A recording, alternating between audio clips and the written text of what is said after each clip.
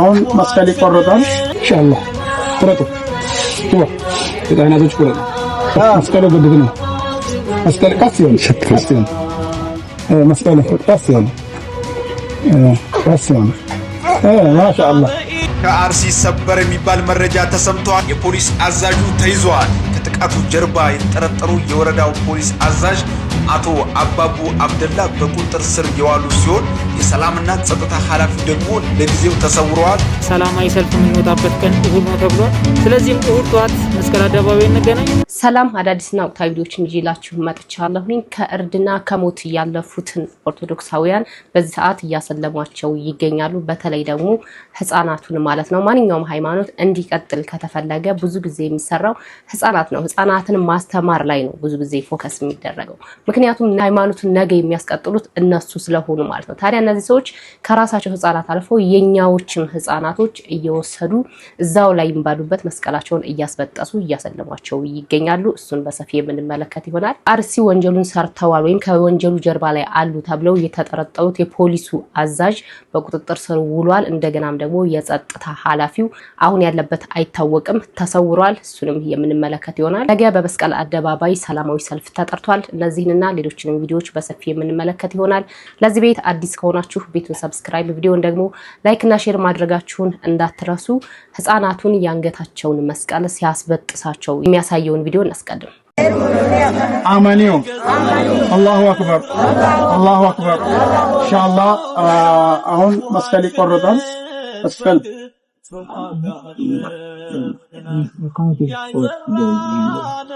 እሺ ሹሪያቱ ቡሬትን ሰላም ወከክራኑ ሰላም አለይኩም ወራህመቱላሂ ወበረካቱ። አመኩም ወልተጋ አመስ መስቀለኩ ተጀመረ ሰቀለ ሰት ያዳ አዳ ይምኩን ሲኒ ብራት ይምኩን ያ ረቢ አላህ አና ቆፋሚስ ሰሞኑ ከነ ወጥቶ ደግ ኢንሻአላህ ቁረጡ ቱባ የታናቶች ቁረጡ እተቀሎ መስቀሉ በጋታ በስቲበት መስቀሉ ገድት ነው። መስቀሉ ገድት ነው። መስቀል ቀስየን ሸክፈስየን መስቀል ቀስየን ቀስየን ማሻአላህ አላህ ያፍዙ ለኩም አላህ ዓሊሙ ለኩም ኢንሻአላህ መሮ ኪሮ ሂበ ከባድ ኃይለኛ ኪሮ ሂበ አላሁ አክበር አላሁ አክበር አላሁ አክበር ኦፓል አሮ አላ ጋጀሮ ነው ብቻ በራሉ በሮበት ኢንሻአላህ pentoone echo ortodox one inshallah ebtahe wa inete bet maate pusinaho sire muslim mocha betana sallanun asakan jaru fanesta batajira no kuno muslimer gasi fatat ofatani kanan nabani muslimer gasi fatat ni khalid abat Allahu akbar alhamdulillah rabbil alamin.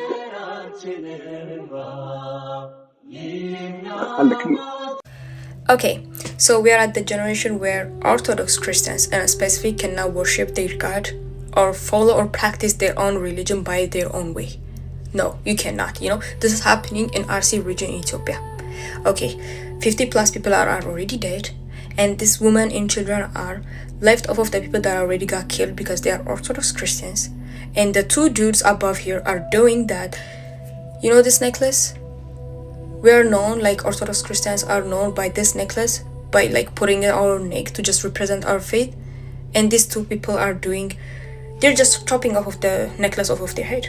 Simply, as simple as that. Like, it's easy at this generation. You can worship your God in all your way. Like, what does this even mean? Like, I'm in disbelief. Genuinely, I'm in disbelief. Like, what do you mean? I'm not right here to make or to be any kind of voice, I know for sure nobody's gonna help us from the world, and I wholeheartedly believe that the help is from the above. So I just wanted to make an awareness for everyone who's my brother and sister in Christ, like my Orthodox brothers and sisters from Oriental Church. I just need everyone to come together in prayer, in love, in forgiveness and repentance. I know God needs our repentance. I know God needs our way back to Him. Like, He just needs that so that he can hear our prayer. I know for sure this is only be solved by God's mercy. That's it. And please, if you really wanted to be a voice to God. Like, what is let's just give our voice ወደ ላይ let's just give our voice to God let's just speak up to him let's pray together let's just repent let's just find our way back to him he will pay everyone I know like I genuinely believe that so I'm right here to just make an awareness that's it that's my goal እንደተመለከታችሁት ነው ህፃናቶች እያቃሰቱ እያለቀሱም ነው አንገታቸው ላይ ያለው መስቀል እየተቆረጠ ያለው ማንም ከዚህ በኋላም ድምጽ እንደማይሆንልን ማንም መፍትሄ እንደማያመጣልንም ጭምር ነው የምናቀው ምክንያቱም በቃ እነዚህ ሰዎች ባለ ጊዜ ነን ብለው ነግረውናልም እያደረጉትም ነው ከዚህ በፊት ይናገራሉ ከዛ በተግባር ያሳዩናል ባለ ጊዜ ነን ብለውናል ማለት ነውና አሁንም መልሱ ከእግዚአብሔር ነው ባንድ ላይ ሆነን እንጸልይ እህታችን እንዳለችው ማለት ነው እግዚአብሔር ነው ከዚህ በኋላ መፍትሄ ሊልክልን የሚችለው ስለነዚህ ህፃናት ምንም ስለማያውቁት ህፃናት ብሎ እግዚአብሔር እንዲለመነን ሁላችንም ባንድ ላይ መጸለይ መቻል አለብን ሁላችንም እግዚአብሔር ሆይ እባክህ እየን ህፃናቶቹ ጭምር ስለ ህፃናቶች ብለ ማረን ማለት መቻል አለብን ማለት ነው ከዚህ በላይ ምን አለ ከዚህ በላይ በቁም መሞት ምን አለ ከዚህ በላይ ልጆቻችን ስንነጠቅ ከማየት በላይ ምንም ያሳፍር ነገር አለ ምንስ የሚያሳዝን ነገር አለ ከአርሲ ሰበር የሚባል መረጃ ተሰምቷል የፖሊስ አዛዡ ተይዟል በአርሲ አስኮረዳ በኦርቶዶክስ እምነት ተከታዮች ላይ አሳዛኝ ጭፍጨፋ መፈጸሙን ተከትሎ ከጥቃቱ ጀርባ የተጠረጠሩ የወረዳው ፖሊስ አዛዥ አቶ አባቡ አብደላ በቁጥጥር ስር የዋሉ ሲሆን የሰላምና ጸጥታ ኃላፊው ደግሞ ለጊዜው ተሰውረዋል ያሉበት አልታወቀም ተደጋጋሚና መፍትሄ ያጣው አርሲ ላይ የሚደረገው ግድያ ከጀርባ ያሉ አመራሮች እነማን ናቸው በሚል አሁን የፖሊስ አዛዡ ተይዟል በተጨማሪም ደግሞ የሰላምና የጸጥታ ኃላፊው እንግዲህ እየተፈለገ ይገኛል ምንም እንኳን ተሰውረዋል የሚል መረጃ ቢወጣም አሁንም መንግስት ይህ ነገር ላይ በትኩረት መመልከት አለበት ከጥቃቱ ጀርባ የመንግስት አመራሮች የጸጥታ ኃላፊዎች እነማን ናቸው የሚሉት አሁንም እንግዲህ በትኩረት መመልከት ይኖርበታል ይህን ቪዲዮ ሼር ኮፒ ሊንክ ሪፖስት አድርጉት የፖሊስ አዛዡ አባቡ አብደላ ነው የሚባለው እስከዛሬም ድረስ መያዝ ይችላል ነበር በነገራችን ላይ ይሄ ነገር ከመንግስት በላይ ሆኖ አይደለም ከመንግስት ቁጥጥር አልፎም አይደለም እናቃለን አሁንም መያዛቸው ጥሩ ነው መያዛቸው ጥሩ ነው ግን ታውቆ ሆም ተብሎ ታስቦበት የተደረገ እልቂት ነው የታወጀበት እስከዛሬ መደረግ ይችላል ነበር መንግስት ኃይል እንዳለው እናቃለን መንግስት ኃይል አለው አይደለ ባለፈው መጡ 4 ኪሎ ሊገቡ ነው ሲባል ደብረ ብርሃን ከደረሱ በኋላ እንደመለሳቸው እናስታውሳለን ምክንያቱም አቅም አለው ደብረ ብርሃን ሳይደርሱ ህዝቡን ቢፈልግ ህዝቡን ማዳን ህዝቡን እንዳያልቅ ቢፈልግ ኑሮ ድሮም ቢሆን ያ ሁሉ ማአት ያ ሁሉ የትግራይ ህዝብ ያ ሁሉ የአማራ ህዝብ ተጨፍጭፎ ከማለቁ በፊት ደብረ ብርሃን እዚህ መጡ 4 ኪሎ ሊይዙ ነው ሊገቡት ነው 4 ኪሎ ሊገቡ ነው ሲባል አልነበረም መነሳት የነበረበት ይችላል አቅም አለው አሁንም ቢሆን ማንኛውንም ረብሻ የሚያስነሳን አካል የማስቆም እዛው ባሉበት እንዲቀሩ የማድረግ የመያዝ ለህግ የማቅረብም ጭምር ሙሉ አቅም አለው ግን እንዲጨረስ እንዲያልቅ የሚፈልግ አካል አለ ለዛ ነው እኮ እጅ ያለበት የመንግስት ኃይል እጅ ያለበት ይያልን ያለ ነው ስለዚህ አሁንም ጥሩ ነው የተደረገው ነገር ግን በፊትም ይቻል ነበር በፊትም ይችሉ ነበር ያ ሁሉ ወገናችን ያ ሁሉ ህዝብ ህፃናት ከማለቁ በፊትም ይችሉ ነበር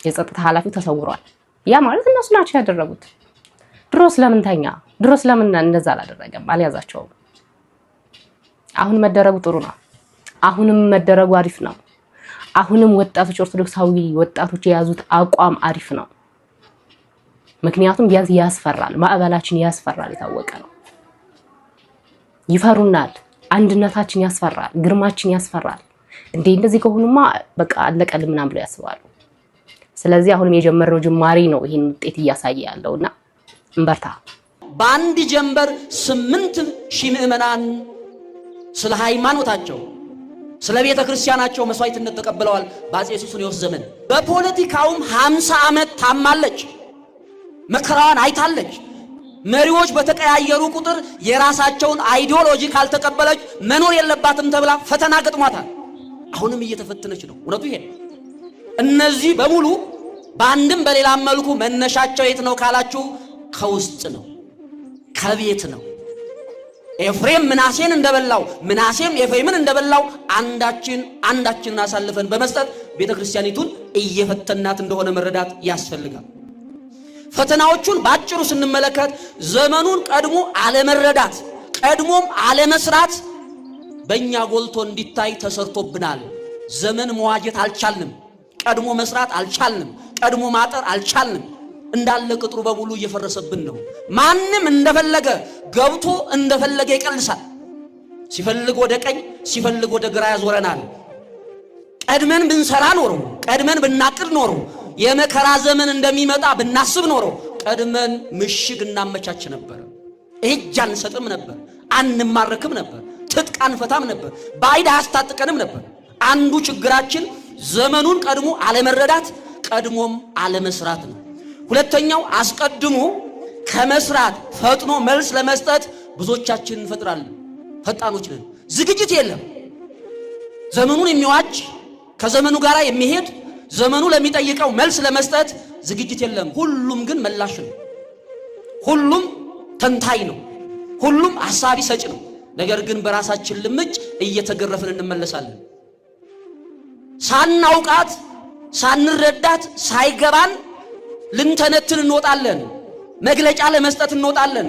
ነገር ግን ለምንጠየቀው ነገር በአግባቡ አልተዘጋጀንምና ማጠፊያው እውነት ነው። ብዙ ጊዜ እንድንፈራረስ እንደዚህ እንድናልቅ የተደረገውና ትልቁ ምክንያቱም የውስጥ ችግር ነው።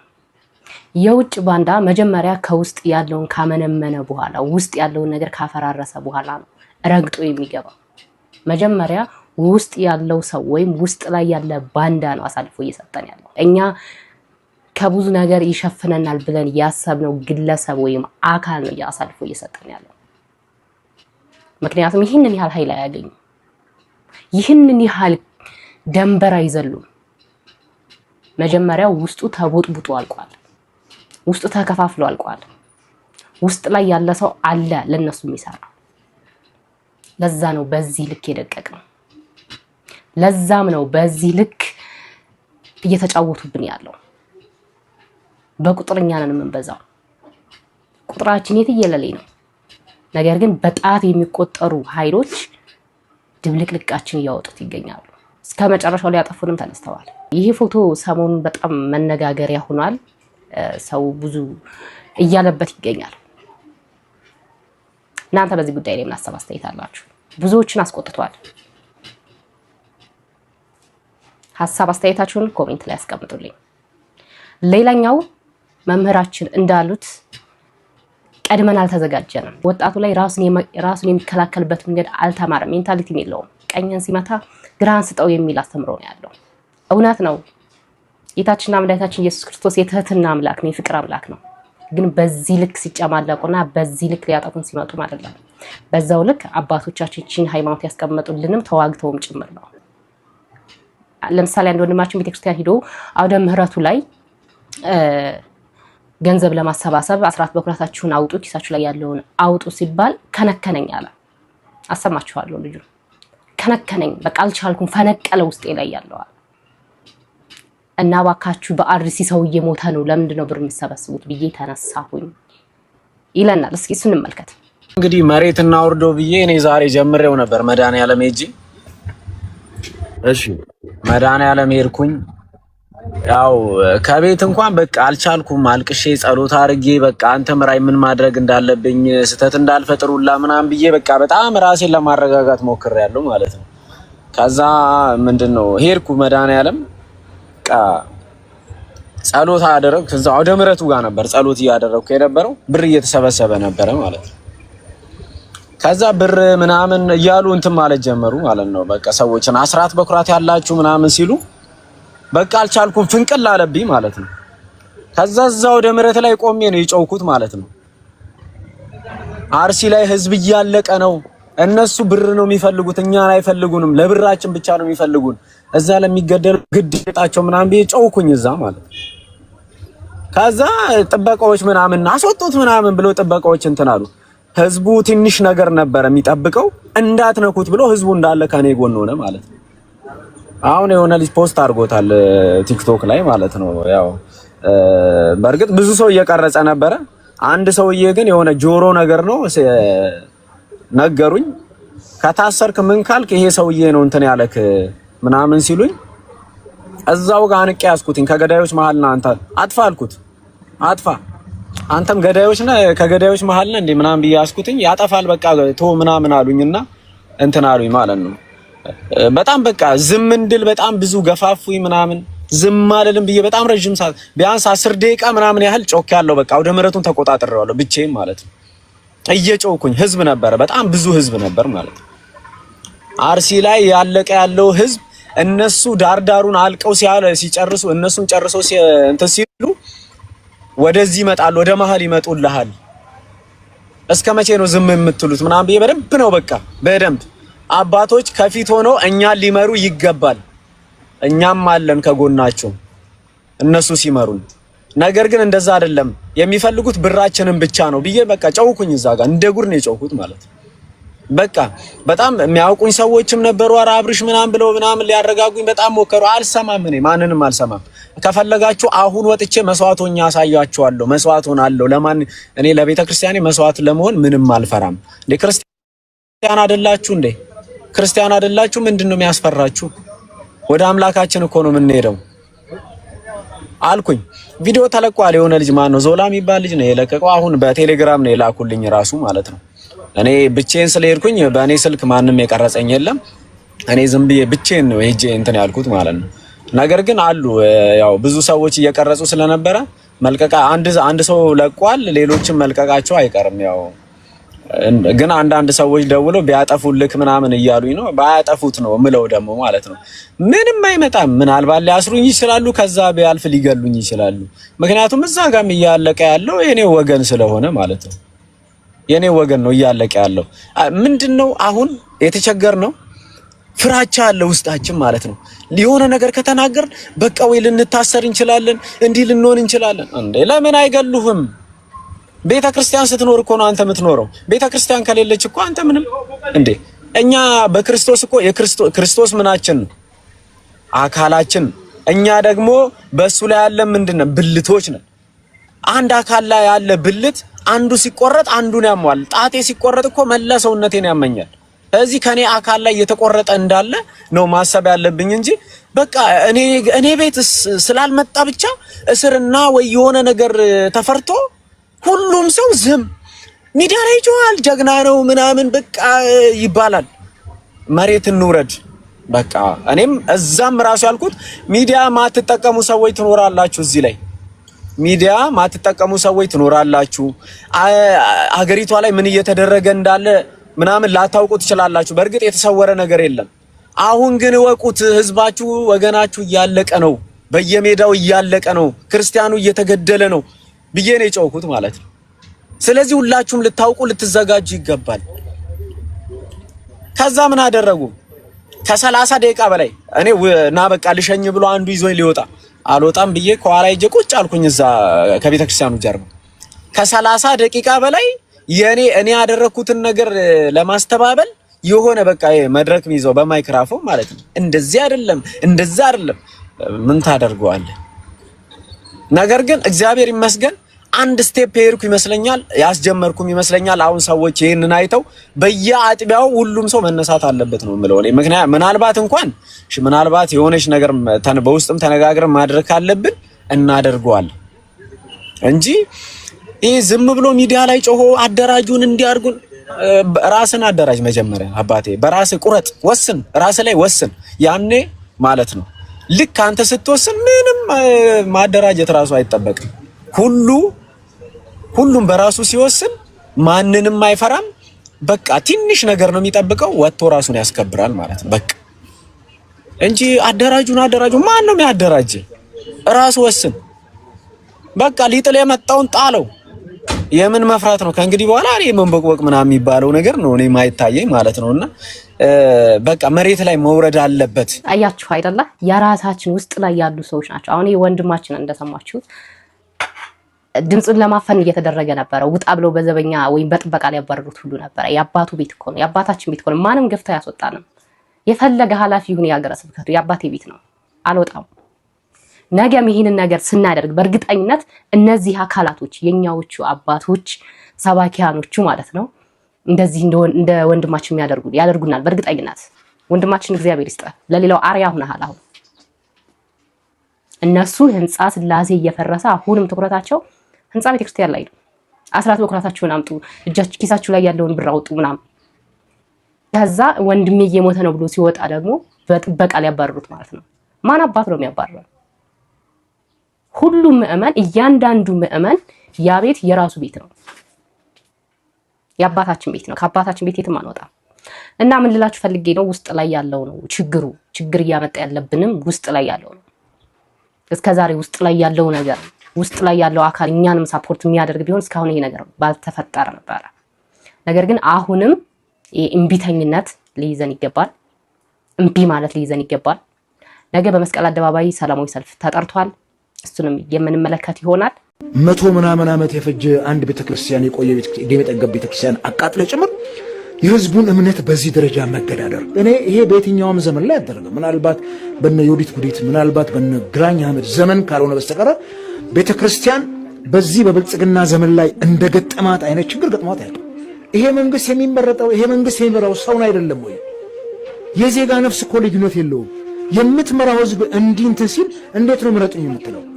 ዜጎች ለቅሷቸውን ጥለው የልጃቸውን ቀብር ጥለው መረጡኝ ያለ መንግስት በምርጫ ዋዜማ ደግሞ እንዴት ሲጨፈጨፍ ሰው ምንድነው የሚሰማው?